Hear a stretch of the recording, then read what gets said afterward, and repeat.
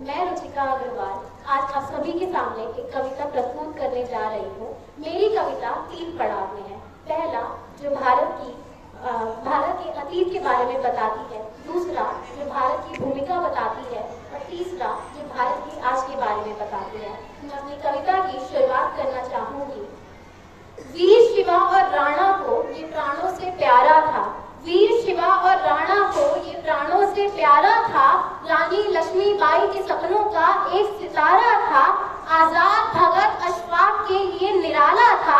चाहे फांसी का फंदा हो वह भी उन्हें मतवाला था, चाहे फांसी का फंदा हो वह भी उन्हें मतवाला था। कि भारत की इस पावन मिट्टी में वीरों की कुर्बानी है, कि भारत की इस पावन मिट्टी में वीरों की कुर्बानी है। क्या कहता है ये भारत भूमि, सुनिएगा कि भारत की इस पावन मिट्टी में वीरों की कुर्बानी है। विधवाओं के आंसू और माओ की कोख निशानी है, विधवाओं के आंसू और माओ की कोख निशानी है। कटे फटे लहू में तर जिस्मों की चीखें हैं इसमें, कटे फटे लहू में तर जिस्मों की चीखें हैं इसमें। माँ बहनों की अजमत और पुरखों की लाशें हैं इसमें, माँ बहनों की अजमत और पुरखों की लाशें हैं इसमें।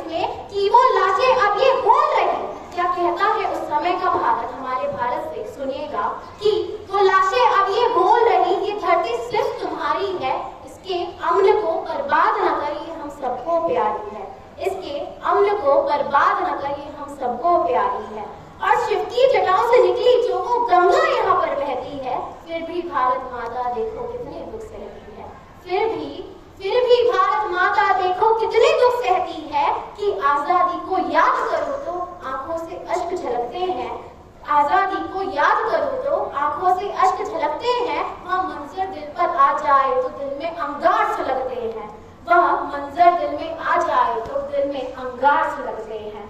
आजादी में कितनों ने अपना सर्वस्व निछावर कर डाला, अपनी आंखों के सामने अपने बेटों को कटवा डाला, अपनी आंखों के सामने अपने बेटों को कटवा डाला और दुश्मनों से रण में ना हारे। आप सभी को एक कहानी सुनाना चाहूंगी। गुरु गोविंद सिंह जी के 4 बेटे थे, 2 बेटे शहीद हो गए, 2 बेटे रणभूमि में लड़ रहे थे। तो जब ये रणभूमि से लड़कर लौट आए तो गुरु गोविंद सिंह जी ने उनसे पूछा कि क्या आप हार के डर से, पराजय के डर से लौट आए हैं?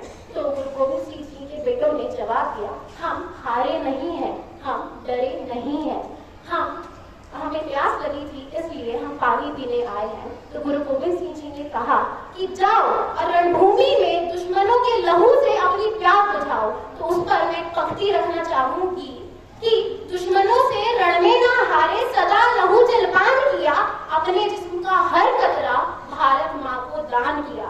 और देह में सांस रही न रही पर आज हमेशा जिंदा थी।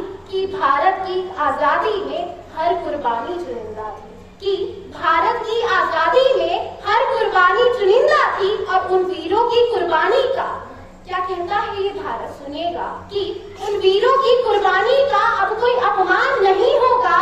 चाहे कुछ भी हो जाए गद्दारों का सम्मान नहीं होगा, गद्दारों का सम्मान नहीं होगा।